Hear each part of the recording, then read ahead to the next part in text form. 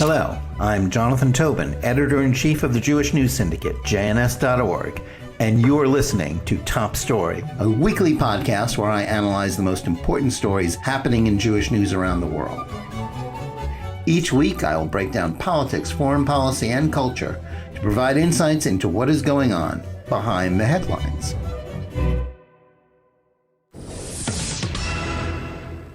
Hello, and welcome to Top Story. One of the most depressing features of contemporary American Jewish life is the way that the organizations that were created to defend Jews against anti-Semitism have reacted to the surge of Jew hatred that arose in the wake of Israel's most recent conflict with Hamas. The problem for many of those tasked with monitoring and combating anti-Semitism is that they have come to define all such threats as only emanating from one sector and in particular one partisan opponent on the right.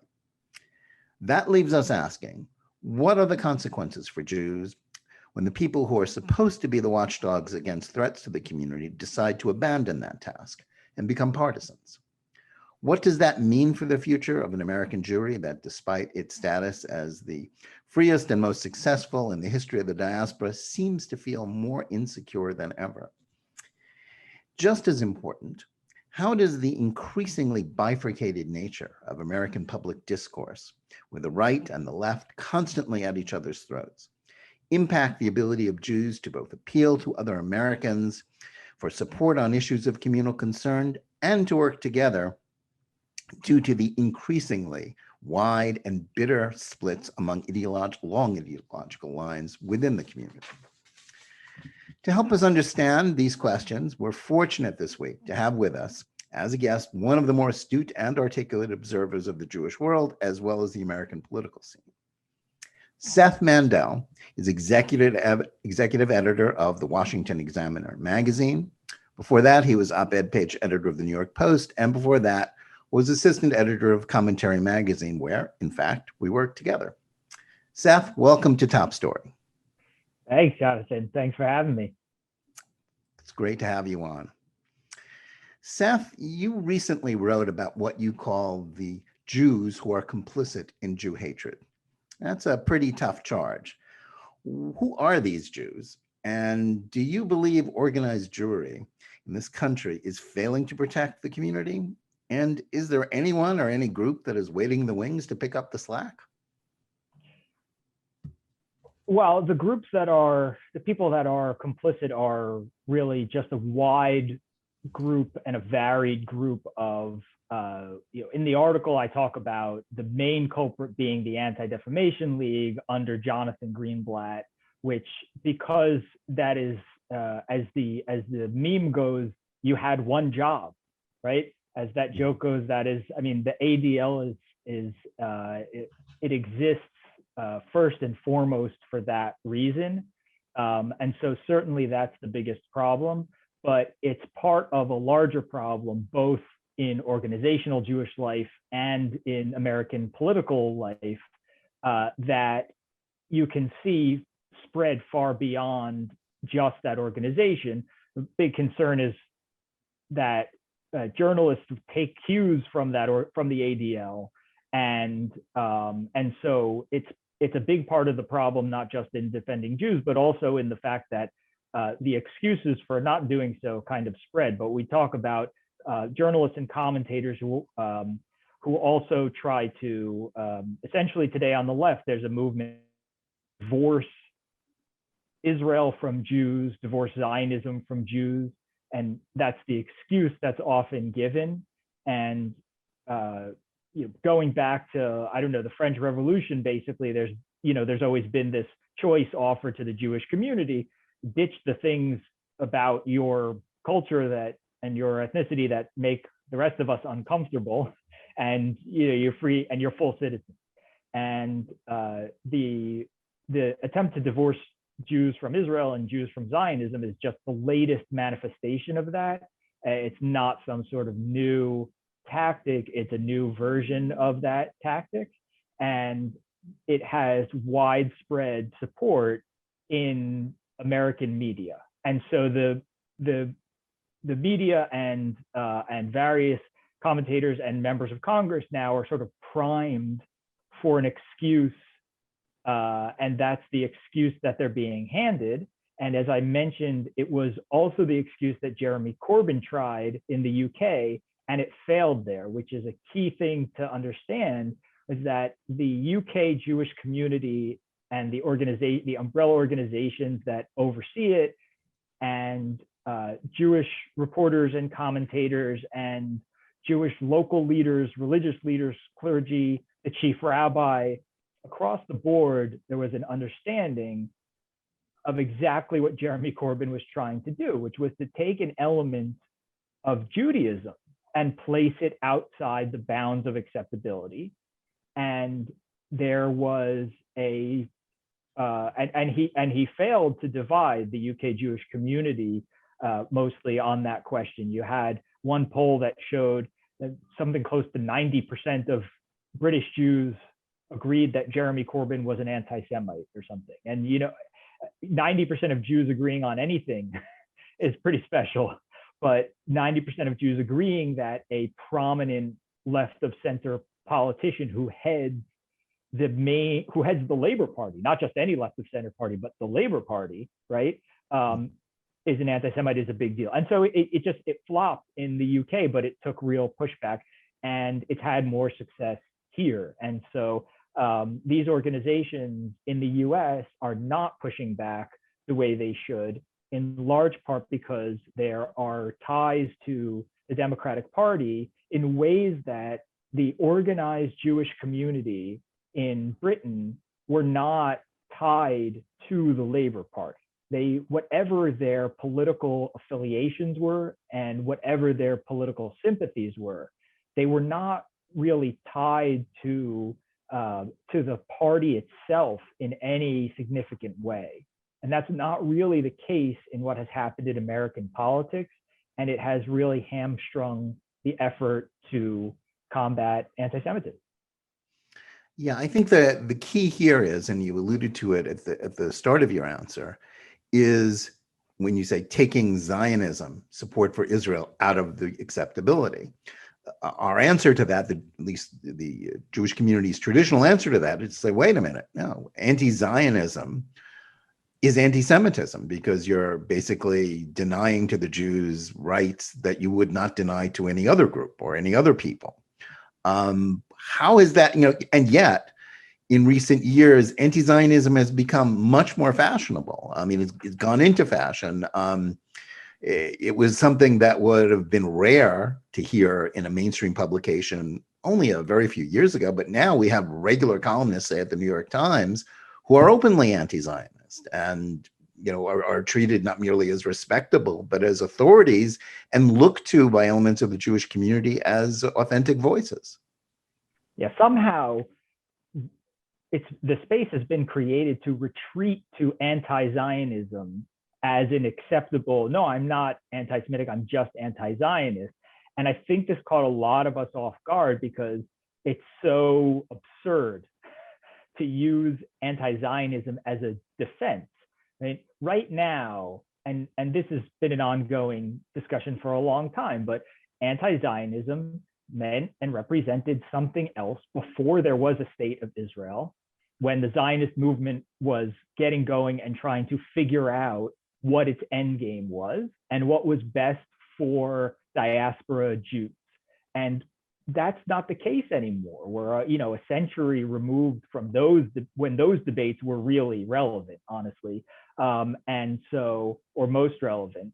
And so now there is a state of Israel. So anti-Zionism means dismantle the state of Israel, and that is a defense of what exactly? That's not supposed to be anti-Semitism, because as long as you don't follow through on what that actually would mean, right? The dismantling of the safe haven and the Jewish state in the Jewish historic homeland.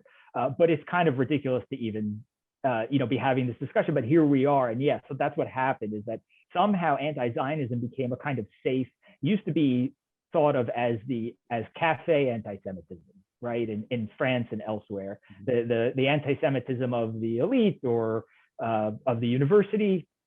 And it was always by these theoretical, overly philosophical writers, but it was never put into any kind of widespread practical play the way it is now. Now you just have random people saying, "Oh, I'm anti-Zionist," and that's okay. And this was sort of an experimental thing that that left-wing intellectuals played with, but until recently never really had that much success with. So, but it's part of. I think what people have to understand is that it's very complicated to have a state and also to have, in other words, people say, well, criticism of the state is not anti-Semitic, right? So you have to navigate the fact that the state is far from perfect and certainly makes its mistakes. But the idea that all criticism of Israel is being hounded out of the public square because it's anti-Semitism is ridiculous, because Israel is a country with millions of people who criticize Israel every single day, right? I mean, exactly. This is just as 330 million Americans get up every day and criticize their government. But the issue isn't whether there should be a United States of America. Right. The right to exist is at the center of this debate. And again, that's another absurd thing. But this is why Natan Sharansky worked so hard to come out with things that distinguish anti-Zionist or criticism of Israel from anti-Semitism, and demonization and double standards are a couple of them. And these are the things that we have to use as guides. For some reason, American Jewish organizations haven't been taking those guides as seriously. They haven't been using them as, sometimes I suppose they do it when it's politically convenient, right, which is one problem. But the overall problem is that they seem hesitant to deploy what we know are aspects, are characteristics of public discourse that clearly differentiate criticism of a government from an excuse to launder bigotry through supposed criticism of a government. Yeah, I think that's exactly right. And we see that play out on the pages of the New York Times, and not merely in public discourse, but in the halls of Congress, when, and that's where the sort of rubber meets the road here, because then the Jewish organizations are deeply reluctant to take on a political fight in that way. But let me go back to, sort of where you started. You mentioned the ADL and its one job.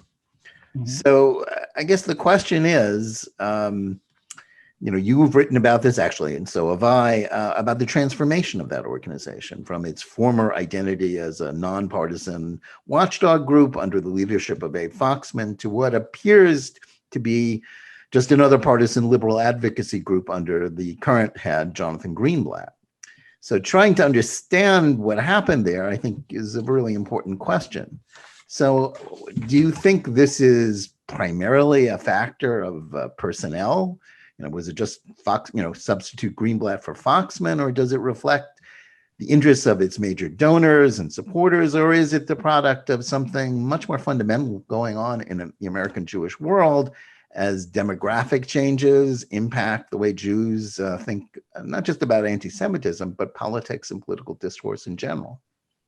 I think it's a combination of 1 and 3.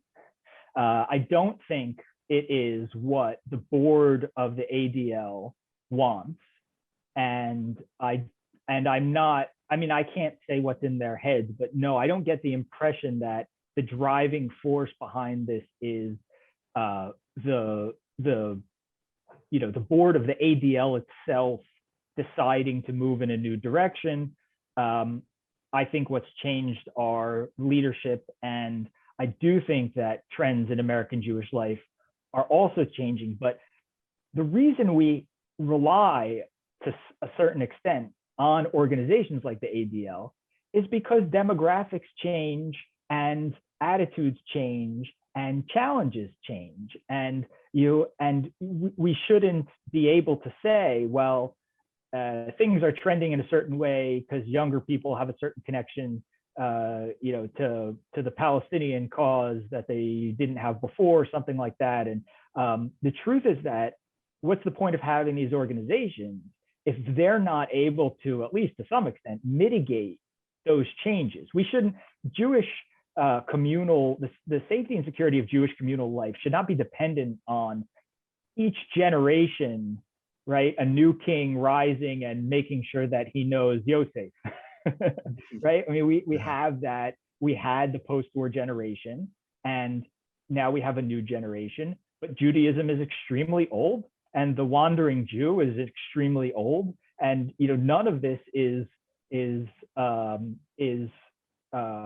none of this is unforeseen or unprecedented, except perhaps to the extent that you've replaced the Jewish nation with the state of Israel in people's minds. And now when they say, the Jew is only loyal to his nation, they can sort of get away with it easier because people hear nation and think, oh, as an actual state, as if some Jews are more loyal to Algeria than to the United States, and some Jews are more loyal to Luxembourg than the United States, and some Jews are more loyal to Israel than the United States. It's just a thing, right? That's how they see it. But this is all thousands of years old, and so the Jewish communal organizations, they have to be the vanguard, and they have to be able to take this on and educate both the Jewish community and the non-Jewish community. But they're there to mitigate this. And we talked about, this started with the ADL and as a main driver of this. And if you look back at the ADL's history,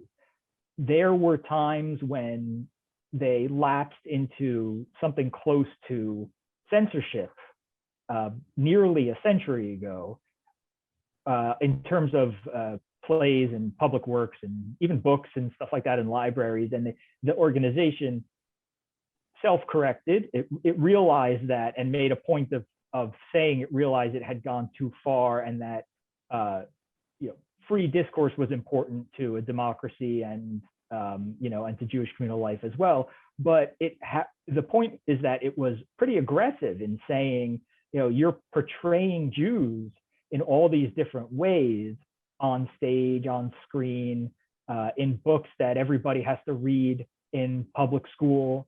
And in fact, even went after the way that newspaper reporters would classify Jewish suspects in crimes and things like that. And there was all sorts of stereotyping in the media. And it had always been very aggressive in this, and occasionally felt that it had gone too far, maybe in its aggressiveness, and then stepped back, but found an equilibrium that was still an aggressive posture on anti-Semitism, but took into account the freedoms that we also need to protect. And now there just seems to be a twofold collapse of both those sides. On the one hand, they're not aggressive enough, and on the other hand, they're also not really protecting free speech enough, right? I mean, Sacha Baron Cohen gives this speech at the national ADL. He gets an ADL award. He gives a national ADL event where he says, Zuckerberg has got to pay, and this is the sort of thing that you imagine having like one Jewish figure saying about another, figure like this. It's bizarre, but he was lauded for that. And so you have the ADL hosting calls for essentially criminalizing speech. I mean, I think is ultimately what we're talking about. And then aside from criminalizing speech, we have the censorship question of how do you police social media and who do you let continue to use these services? And so today, groups like especially the ADL are, they're quick to jump to censorship, but slow to jump to the defense of harmful stereotypes of Jews in media and pop culture. And so you used to have this combination of things that the ADL was, we've got to balance being tough on anti-Semitism with making sure that we know that Jews have thrived in a free democracy with constitutional rights, with a constitution that says those rights come from God, and that's something that is advantageous to Jews to have those freedoms written down there, in founding documents and in guiding documents, but also still, making sure that people don't feel like the public square is such a free-for-all that they can incite violence or go too far in that direction. And that was the balance. The balance doesn't even seem to be in consideration today. Yeah, I think you've hit on something very important in terms of the ADL's becoming the spear of sort of a corporate government private effort to restrict free speech. And the problem is not just because it doesn't respect free speech. And I think both of us were at the time of Sacha Baron Cohen's 2019 speech calling out Zuckerberg because he's enabling Nazis and Holocaust denial on Facebook, was that starts a slippery slope. And indeed, we've already seen where the slippery slope's thing. It started with saying, well, you got to kick Holocaust deniers off. And then within, in less than a year and a half, they were kicking off the sitting president of the United States. Whatever you think about Donald Trump, he became the object of censorship. And that is linked, I think, to part of the problem here, because the ADL, although at times it hedges its bets, primarily sees the threat to the Jewish world, to the extent that it sees a threat, as coming only from the right, largely ignoring the left. And, it's seen, and that becomes dangerous when it becomes, it was true that in Abe Foxman time that he liked to play the Pope of the Jewish world and decide who to give absolution to and who to condemn when it comes to anti-Semitism. But as we've seen now, just in the last couple of days, ADL is now going to be the organization determining the criteria for PayPal, for example, as to which organizations to shut down from using, a very important lever for financial well-being. I mean, they're going to basically drive people out of business if they say you're an extremist. But for one example, in a survey that it did in cooperation with Google and a company called Moonshot, where they were monitoring communications and people searching on the web and trying to redirect them to supposedly safer sites in a program that didn't get much attention. Number one, it wound up directing them to, an anti-Semite, as it turned out. And more importantly, it was using criteria that said, if you were searching for what is the truth behind Black Lives Matter movement, you were deemed as searching for violent extremism. They can't be trusted because they have adopted this one partisan sign, haven't they? Yeah, they've adopted the one partisan side of this. And there was a moment where you saw it coming, but you also understood to some extent that maybe the overreaction that happened, you could almost understand it at first, had there been a correction and, had the ADL and other groups said, okay, well, we've if you look on our website, it's, how the number 23 is representative of this white nationalist group and whatever. And it's like, whatever is true about that is also so far from real relevance to most people's lives that you saw that you kind of went down a rabbit hole in a certain way. And that was in response to a rise in explicit neo-Nazi type behavior and talking points on social media. We were targets of it during Trump's election in 2016. During the primaries was when there was this battle inside the conservative and the conservative movement and inside the right, and there were I'm sure plenty of them were bots and whatever, but there obviously was a real problem with neo-Nazis going on the web. And, we were doxxed. There was a neo-Nazi website that, for example, put our personal information online and put a picture of my wife with a target on her back. So, and we and others were people would call our phones and just play speeches of Hitler when you'd answer the phone. I mean, it wasn't it wasn't an exaggeration to call these things Nazis. It was when you pick up the phone and you hear Hitler on the other end. Okay, that's a Nazi. That's an easy call. And then it sort of just got to, well, anybody who's palling around with them or maybe being too kind to them. And then it was anybody who defends their right to be on social media. It's like, well, why are you defending them? And there's mission creep. And so I think that at the beginning, there was an understandable reaction, which was like, whoa, Nazis. What? This is Nazis. And it has basically consumed the mission because it is perceived as this partisan fight wherein Nazis are seen as on the right and anti-Zionists are seen on the left. And we're not really paying much attention to anti-Zionism. We're just only paying attention to white nationalists, but also in general, nationalists, because nationalists who are white are very close to white nationalists. And, these things sort of develop in a one-sided fashion. The insurrection, right. Which was part of the ADL's criteria for searching for hate, right. And they get focused on that because they're sort of reading from the Democratic Party playbook. Right. But when this stuff was going on, we had this Nazi stuff. It's true that hey, there's Nazis online, and this is a real problem, and it's jumping off the internet, right? We got threats outside of Twitter, and so we couldn't say it's just Twitter, and certainly that's very scary. We were targeted, but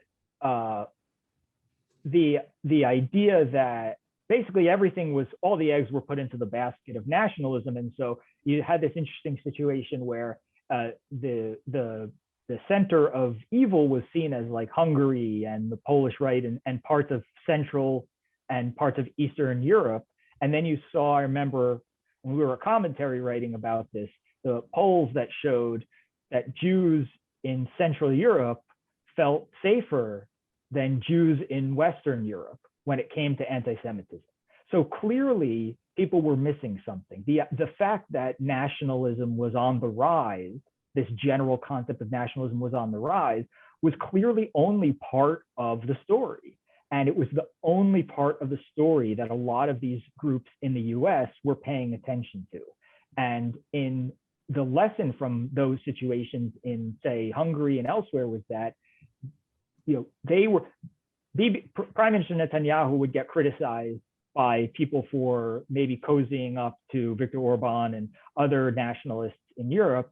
And certainly it's a difficult situation. And, we understand, obviously, maybe he was too tolerant of some of the Holocaust denialism on the Polish right at times. And there was what to criticize, but it was seen as, oh, well, of course, anti-Semitism is on the rise. The Israeli prime minister is cozying up to white nationalists, when in fact, the alliance, the new allyship, the new friendship with Israel was showing Jews in Central Europe that they understood that Zionism was just part of Judaism, and they didn't make the anti-Zionism versus anti-Semitism distinction. And so embracing Israel was not some cover to be an anti-Semite. It's part of, being a friend to Jews is also being a friend to Israel. And so it was only part of the story. And I think that people were just ignoring the Jews in Central Europe and elsewhere who said, well, we actually feel safer than if I were in Manchester. And that's a really important point to understand. And soon after those polls came out, Corbynism really came through. Corbyn took over the Labour Party, and you saw, oh, okay, this is what they were talking about. And so you had people in the world, and you had Jewish communities in the world who I do think saw this coming. They were saying, hey, there's a problem here. Don't make Zionism the enemy in Europe. You're missing the point. And here in America, it wasn't. The Jewish organizations, not all of them, but just the ones like the ADL, which we criticized by name, tended to not see it coming or not even bother to look for that because they're only looking for it coming from one direction. Yeah, and this is related to the politics of it. isn't it? I mean, we're kind of living through this hyper-partisan moment in American political history where, you know, Jews, like everybody else, are locked into this tribal culture war between the left and the right. People don't read, watch, listen to the same media. They live in social media, you know, cocoons where they isolate themselves from anybody who doesn't agree with them, where they can delete anything that contradicts their pre-existing biases and opinions. And this is why, you know, this is why, number one, they can't unite on anti-Semitism, because if you do that, then you're going against your side in the political match. And on the other hand, you're not focused on threats, and it makes it hard for Jews to unify. I mean, we saw just in the last month there was an attempt at a unity rally against anti-Semitism, and it was, you know, a colossal flop in terms of, you know, anything that would approach a Washington demonstration. And yet, you know, nobody seems to care. I mean, it's sort of like the American Jewish community has just gone completely the opposite of where it was a generation ago. Yeah, the petition, you know, for your rights, that's a basic thing that we've always understood, and for some reason the voices aren't being raised in the way that they used to. And I think that the partisanship is also, we should note that in some cases it's really kind of explicit, which is to say, you know, I want to be careful here about any kind of guilt by association, but Jonathan Greenblatt did come from the Obama administration to the ADL, right? And Haley Sofer came from the Obama administration and Kamala Harris's office, Kamala Harris, who is now the vice president of the United States, to the premier Jewish Democratic group, which of course you expect partisanship from, but what you actually see is that what you're seeing is that a lot Jewish officials more and more are actually coming from the political world. They used to come from the Jewish organizational world, right? The Jewish Federation type world. And they now are younger and don't, you know, seem to be from another era, don't have that same background. And they're coming directly, in some cases, from high political offices. And so this is, I really think is an important point to make, which is not to say that, well, if you worked for Obama, you can't be part of a Jewish organization. You know, I'm not saying anything like that. Nor am I accusing Kamala Harris of being of being part of the problem here. It's just that when you exist as a sort of, as they say, political animal, right, within that is what consumes your day and how you think and how you approach things, then what you're doing is partisan politics. And that they don't seem to have left that really behind. And I think when people point out, well, hey, Jews have been voting Democratic for decades and decades, and, you know, so why is this any different? The answer is it's different because it's not about the way somebody votes, you know, secretly in a polling place. It's the way they are, where they are, because they paid their dues in a public, partisan, specifically partisan atmosphere. And there's nothing wrong with partisanship, right? There's nothing wrong with working for a Democratic senator. These are the things that you want to be clear about. It's not that it makes you evil for working for a senator. And I don't want to say that, you know, being involved in politics is so icky that you can't, you know, then go to the private sector or to the philanthropic sector. It's just that the question is, how do you approach your worldview, your messaging, your daily work? And if it has been shaped by partisan messaging, then it's really going to affect the way you're able to communicate with the groups that you're talking to. And that, I think, is part of what has happened here as well, which is that you have sort of, you know, the thinking and the communication shaped by rapid response style partisan politics in the modern age. And it doesn't look very and sound very much like what we're used to. But what if it's the future? Well, what if this is the start of a trend and this is the way it's going to start looking? And so, that's really the question, is not, is a former staffer for Kamala Harris, going to destroy the American Jewish community? It's, are these portents of a real communal organizational change that is coming? Are these leading indicators of the way that Jewish organizational life is going to be practiced in the future going forward? Because if that's the case, it is going to take place explicitly entirely within an explicit political context, and it's going to lose any force that it has in the public debate. Yeah, and I just would add that it's not as if the ADL has been punished for this switch. By all accounts, they raised something close to $100 million in the last year, far above. I mean, Abe Foxton was known as a great fundraiser. He never came anywhere close to that. In fact, maybe half as much. So I guess, is this what the American Jewish community, or at least what the ADL considers its constituency really wants? Partisanship, not communal defense. Well, it is one marker of it. And if you want to say, if you're a controversial or embattled or whatever word you want to use, head of an organization, and you want to show that actually you're doing a great job, then you'll use whatever statistics show that you're doing a great job. So if the fundraising is what's going really well, then it makes sense to rely on the fundraising as a metric. But as we know from the wider Jewish world, it's a lot more complicated than just, are you raising money? Because who are you raising money from? Is it coming from the Jewish community that needs a defender, or is it coming from the segments that now see, oh, I love this political stuff. I gave to moveon.org last year. Maybe I'll give to the ADL this year. Well, the ADL isn't moveon.org.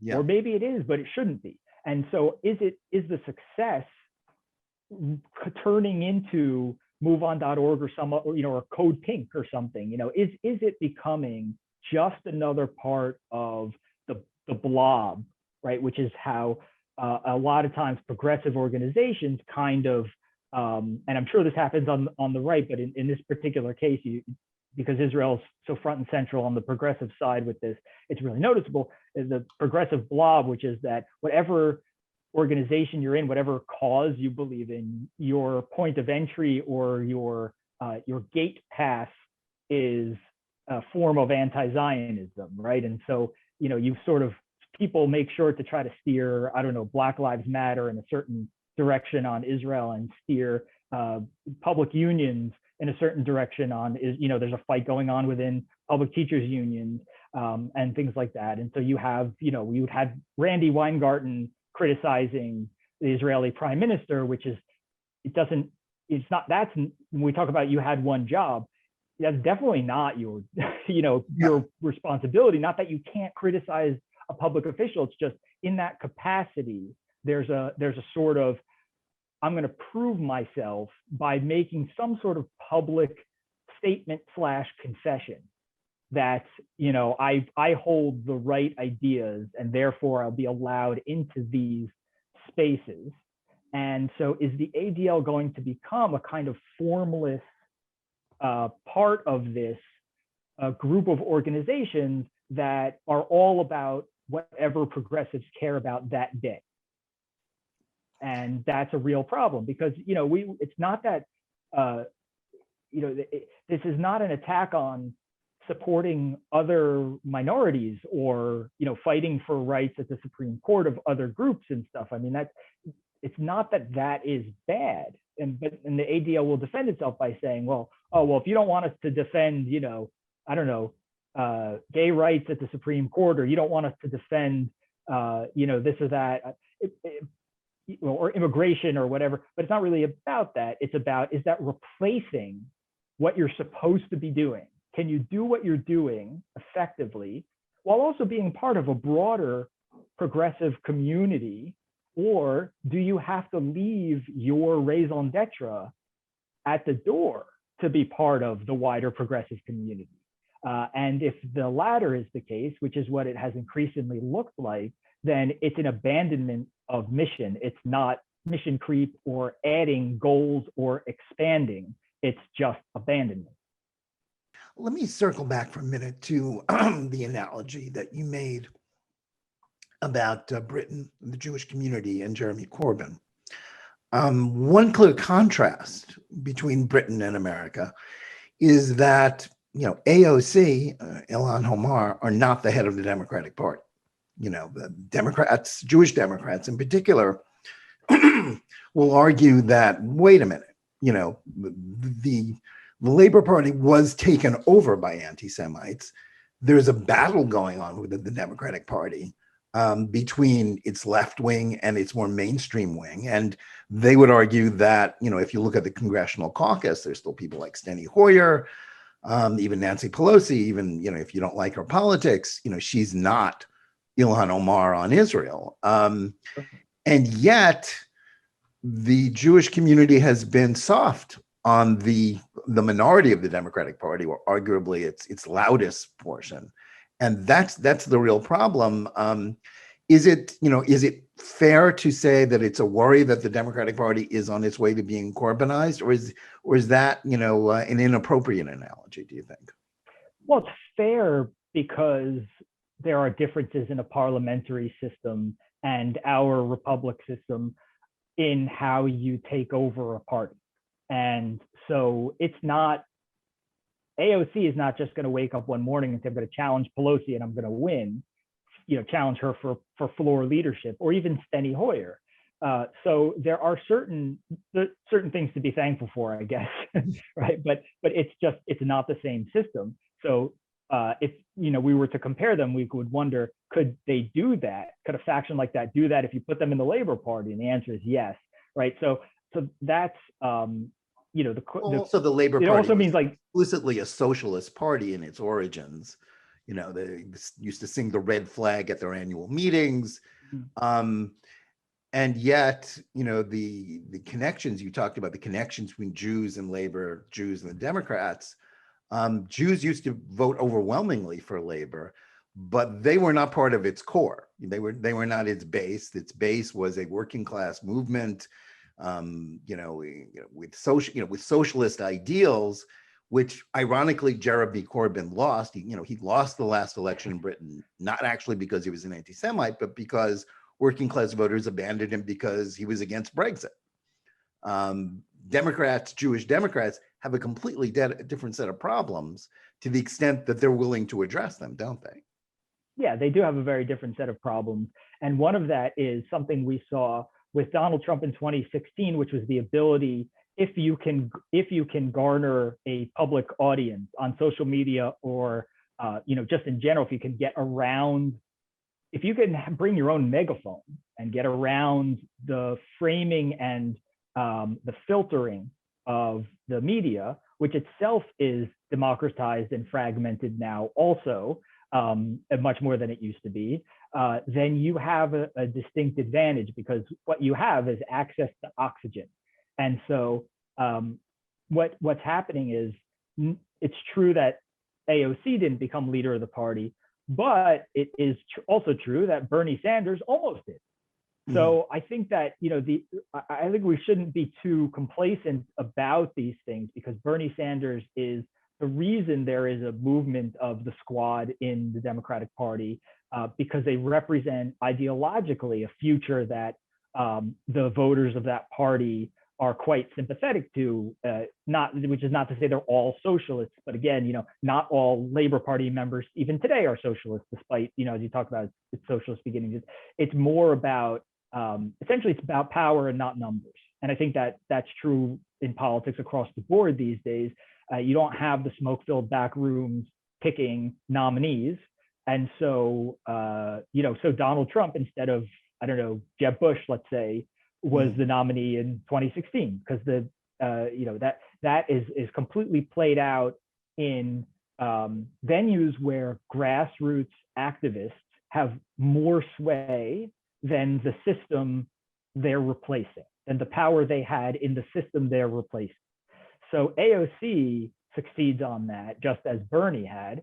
And it took every other candidate dropping out of the race and backing Joe Biden on the eve of their primary states, right? So Amy Klobuchar drops out and says, Minnesota, vote for Joe Biden. Joe Biden wins the Minnesota primary without ever stepping foot in Minnesota in the election, right? It was basically handed to him, which is not to say there's anything illegitimate about it, it's just to say the effective strategy that was needed was, was a kind of code red, go to 11, strategy of, transformers, like putting them all together into one giant robot, right? The non-Bernie-tron was the only way possible. And then a couple guys from Texas dropped out of Texas, and Joe Biden somehow came back from his early voting deficit there and won Texas. And so these are things that really actually mattered. The non-Bernie among the candidates was an explicit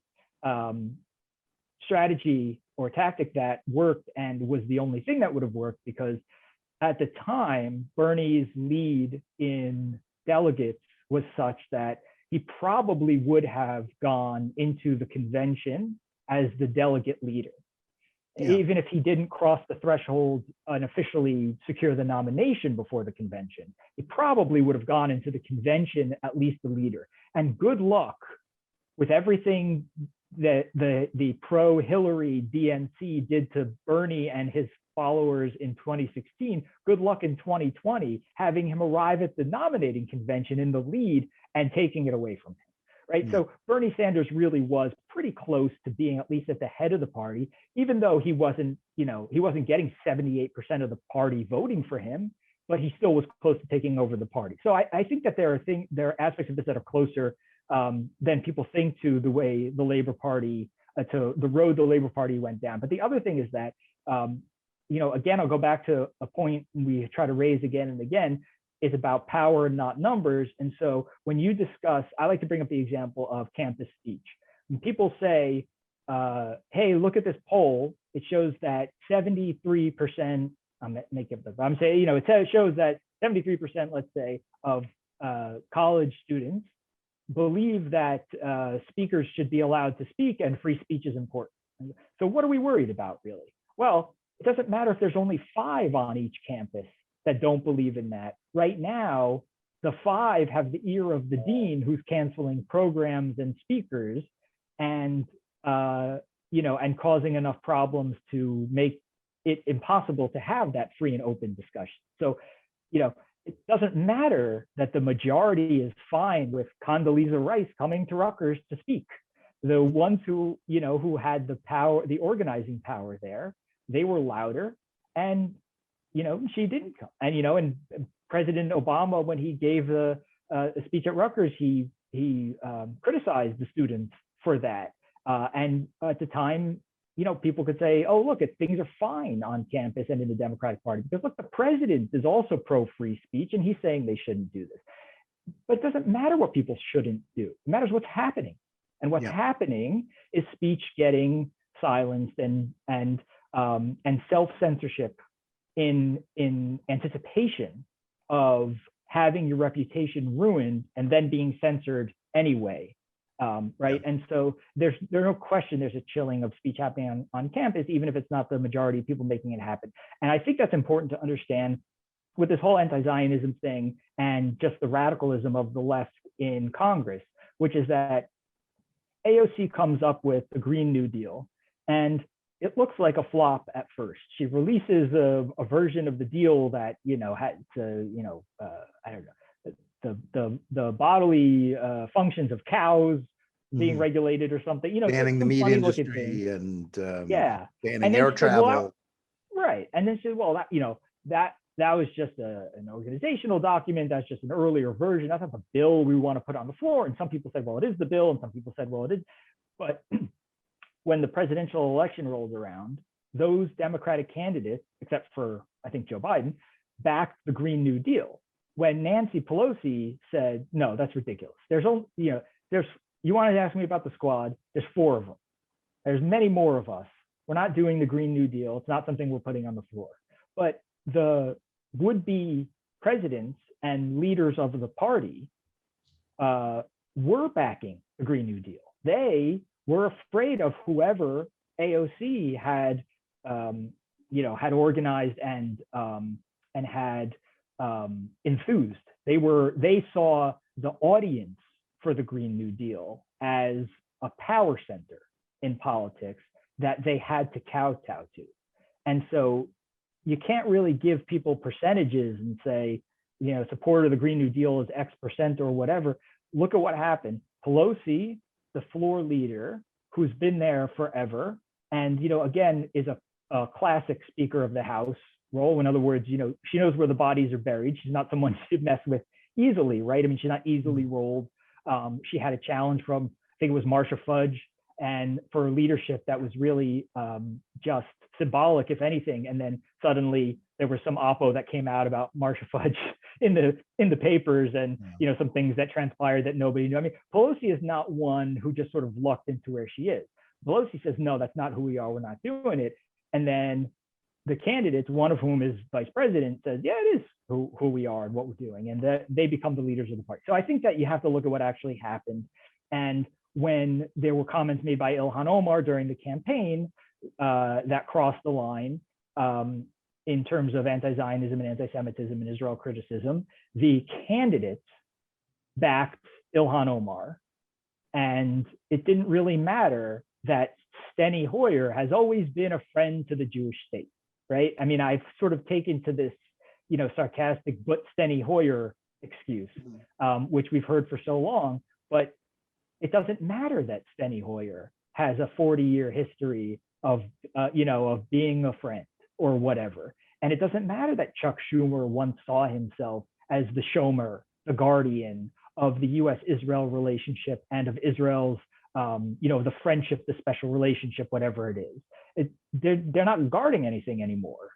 So, they're sort of resting on their laurels in ways. So that's what I see, is that I watched everybody who wanted to be president said, no, Rashida Tlaib and Ilhan Omar, they're great. We love them. And everything you're saying now is just going to get them attacked, and you're putting their lives in danger. And we saw full-throated defense of them from the people, one of whom was going to become the presidential nominee of the party, and then president, theoretically. And so, Joe Biden was basically the one sort of holdout. And I don't think people can keep pointing to that and saying, well, Joe Biden didn't like the Green New Deal, and Joe Biden doesn't like Ilhan Omar. So how can you say it's, the Democratic Party? It's like, well, he was the one guy who wasn't afraid to oppose that. And he's very old, and he's not the new guard. And Steny Hoyer is not the new guard. And Chuck Schumer is not the new guard. And Nancy Pelosi agreed to term limits on her speakership as part of dealing with the squad the last time when they first came up. So everybody agrees that they're, not, I'm not calling them old. I'm not, saying, not insulting them. They're old, but they're there. I'm not saying Chuck Schumer doesn't know where he is. I mean, these guys are, they're still, I'm fine. There's nothing wrong with them still serving. I mean, they're great, but, they're in perfect mental health. So it's not a criticism of their ability to do their jobs. It's just, what are they the future of the Democratic Party or not? Yeah. Well, let me just switch, tacks slightly. It's an interesting time to be the editor of a national political magazine, which you are. We're several months now into the Biden administration. We've got a feel for how it works, what's going on. Do you see America moving more towards the unity that Biden promised when he was inaugurated? Or are we sinking further into partisan warfare, and is it getting worse? Where do you see this coming down, and how do you see this impacting, all these other issues we've been talking about in terms of the ability of the Jews to respond adequately to threats? I think that it's moving in the wrong direction, and Biden, everybody knows I have a certain amount of sympathy for Joe Biden. I kind of like the guy, and I know that he has done certain things in private that will never be known publicly, that he doesn't seek attention for, that have shown a decency toward people I know or people I care about, that has told me that the empathy factor is real with him. And I do think that he really does want a less divided. He wants America to be less divided. I think he probably in his heart wants that. Yeah, but he's the even if one he's giving not moving speeches that in that talking direction. about Jim Crow and accusing Right. Republicans of being insurrectionists and of being the worst threat to democracy since the Civil War. Right. And even Facebook is killing that... people, he said the other day. And then they said to him, well, you really mean that? And he said, well, I don't mean Facebook literally killing people. I'm like, well, that's what you said. And I think that, Biden is just a non-factor in, whatever he wants, whatever he says he wants, he is swept up in where things are going. It's just the floodwaters are coming, and he's just going to float along with them. I don't think he's really done very much at all to try to build a dam so that the Democratic Party, the flood of radicalism, can be held off after Joe Biden. We used this phrase in an article recently, après Biden, the flood. And I think that that's really true, but also, he's not sort of building any anti-flood infrastructure in the Democratic Party, right? So I don't think he's doing very much in terms of healing. I'm not really sure there's much he could do, because I think the Democratic Party is going where it's going. And I think you can't put out an executive order that says everybody should be nice to each other. I think that, you have these cultural issues. Andrew Breitbart used to say, and a lot of people agree, that politics is downstream from culture. And whatever the truths to that are, there certainly is a lot of culture that happened independent of what's going on in politics. And in our magazine this past year during the election, Carol Markowitz wrote a very smart essay for us at the Washington Examiner magazine, which was the changes that were happening in America were happening on a different track from the political track. So you had all these protests out there that turned into wildfires in Portland and elsewhere. The Black Lives Matter. Minneapolis, Black Lives Matter, and things that just morphed from whatever they started as into just kind of general discontent during the pandemic, right? People got out in the streets, and that's where they stayed, and it spread among all the major cities. And the changes that were happening, the cultural changes, were not really dependent at all on the politics. Biden was sort of running in almost an alternate universe. We're going to hug, we're going to love each other again, stuff like that. You wrote a piece for us that pointed out that it was unlikely we were going to head back to normalcy, right? The road that we're going to head down the road to normalcy after Biden. That one holds up pretty well right now, don't you think? It holds up pretty well, right? So you wrote that piece for the Examiner magazine also. And so I think that we've, I would say what I'm saying is it's not really a surprise that things haven't moved in a great direction. I think that, you and others who have written for us have made these points very clearly, that whatever is happening is bigger than, a Biden bear hug and a trip to an ice cream shop. And, his decency is not the problem. It's not, his decency is not the problem, nor is it, lack of decency. It's not about Biden. It's not even, he's almost irrelevant. You remember when Bill Clinton had to stand at the podium and say, the president is still relevant here. Biden would have to say that, but he doesn't even say that. But I just don't think that he's much of a factor. And I think that he's become really kind of a placeholder. So, the things that are happening, the cheese stands alone. Whatever, Biden comes from the totally different era. He talks a certain way, he interacts with people a certain way.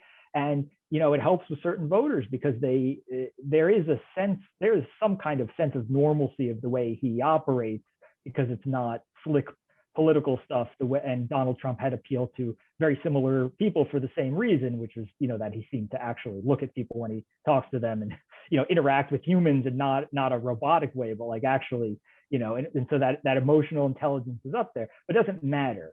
And none of this has mattered. And as you and others have pointed out, it probably never was going to matter. The question was, are we so far to wherever we're going that it doesn't matter who's president? And I think that, the answer is yes, but I also think that the larger issue here is that you talk to people, and the issues they care about, the issues they're arguing over, are not, should we fix the Hudson Tunnel in the infrastructure package? We're not having the same degree of policy fights. We are having policy fights, but they're not dominant what people seem really worried about all tend to be cultural stuff. You know, people make fun of the fear of cancel culture, but the underlying phenomenon is obviously very real. People are worried about what they could say in a public sphere. People are worried about what their kids are learning when they go to school, right? We're having a fight over critical race theory right now. And as much as people on the left want to dismiss that, the truth is that, you know, it's really a larger fight about what are our kids learning and what are they being taught? And is this activism or education, and et cetera, et cetera. And a lot of the stuff is really not about, you know, the child tax credit. It's about a kind of cultural shift things like critical that race makes people worry about their own place in America. And that is a larger concern, but also one that can't really be addressed by Congress to the same measure. You need leaders, I think, who set the right message and things like that. And I don't see them in the Democratic Party. And you need the people who have the ear of the grassroots and the activists trying to set them straight. And it didn't matter how often Joe Biden, you know, grabbed somebody by the lapels and said, you know, stop saying Israel shouldn't exist, or I'll challenge you to a push-up contest. It's the influence is coming from a certain direction, and Nancy Pelosi has no control over it, and she can't pass a bill in Congress, as I said, that, you know, makes people talk a certain way, or, you know, whatever. This House believes that speech is important, and so things are going where they're going because the ones, again, it's not about numbers, but it's about power, and the power centers seem to have shifted all in directions of, you know, kind of a lack of institutional control or institutional oversight. And it feels like a free-for-all. Yeah. Let me just switch for our last segment, go personal for a moment. You are due a mazel tov from us because your wife, Bethany, whom you referred to earlier, or, you know, my friend, just gave birth to your 5th child. So mazel tov on that. Thank you very much. But it goes into what you just said about education. You are a homeschooling family, and to a certain extent, influencers about homeschooling. What can you tell us about that experience, both during a pandemic and in terms of trying to chart your own way? And what have you learned from this experience about, both as parents, as Jews, and as an observer of American culture, and how this is working out?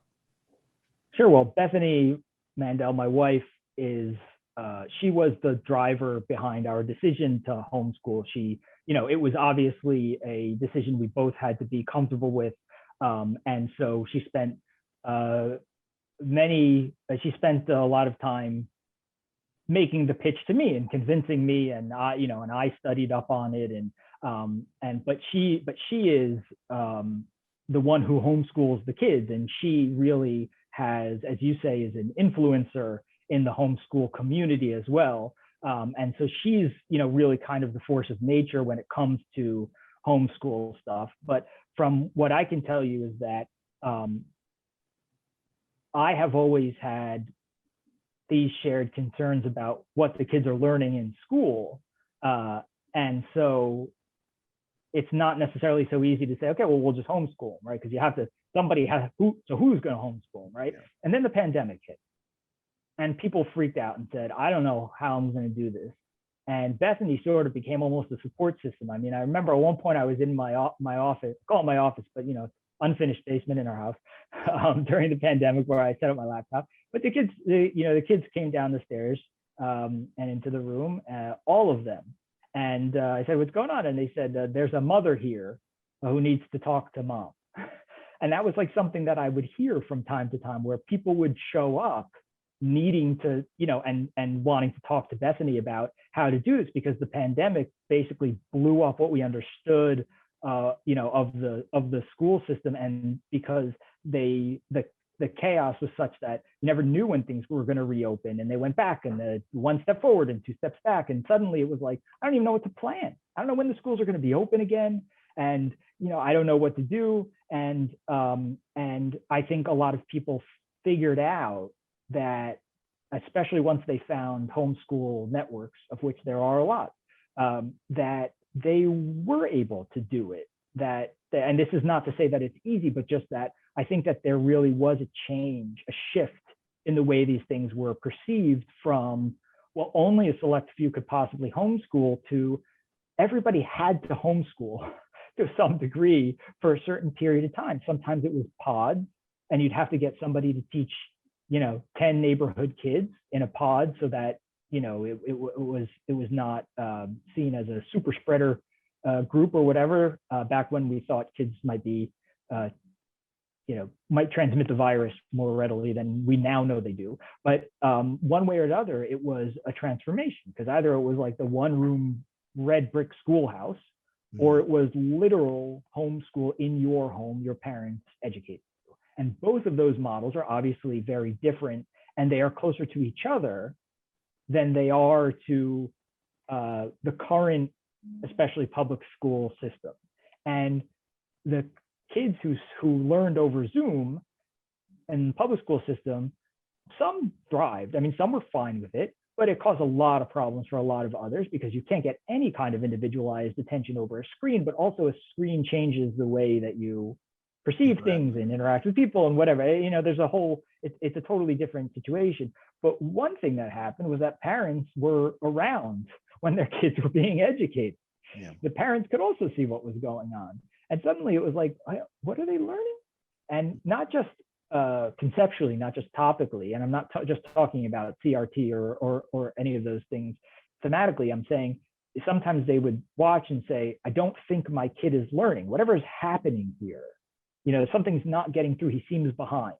There were, we wrote a lot in the magazine also about this phenomenon over the course of the pandemic, and people spoke to our writers and said things like, I didn't realize my kid was behind in reading until the pandemic hit. And then I sat down to read with her and saw, you're a 6-year-old reading at a, 4 or 5-year-old level, whatever it was, that it really seemed a lot of parents saw that their kids were really kind of a step behind. And that's not indoctrination or critical race theory or, any of those things. That's just the system failing its students. And that was a bigger threat than any fight over ideology in the schools, because it was a simple question of, I think as Bush once said, is our children learning? That was the question. Are they learning? Not are they learning the wrong things, but when you teach them math, are they coming away with an education in math?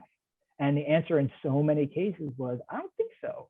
Something's wrong here. And that was that caused a larger shift in perception, because it was really about the underlying ability of these institutions to which parents had entrusted their children for most of every day to do what they had been entrusted by those parents to do.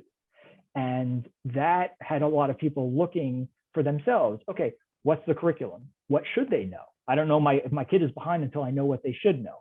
What do the books look like? What do they read? And suddenly, part of the research you would do to homeschool was being done by every single household, because that's the first part of it, which is what are they learning and what should they be learning and at what pace and what are the materials, right? All of a sudden, you had people start to really dive in and say, what exactly is going on here? Let's excavate it and let me see, the bones of it.